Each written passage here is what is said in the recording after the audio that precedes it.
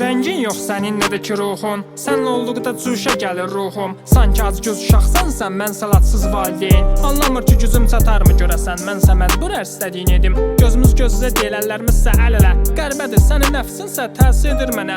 Amma yalvarım sənə nə olar, xəyalların real olsa əgər, keçilməz yollara sinə gəlsən əgər, söndürülməz odular yağış olsan əgər, çayın əksinə üzən qayıq olsan əgər, məni belə acıma lazım olsa əgər, tək sən böyük arzum. Amma məni buraxma. Axı mənəm səninlə böyüyüb, səninlə ölən, səninlə ağlayıb, səninlə gülən, sənsiz yıxılıb, səninlə qalxan, səninlə olduqda yeni hədəflər quran, bu yolda büdürəsəm, sən əlimdən tutan. Böyüysən, arzum böyüyür.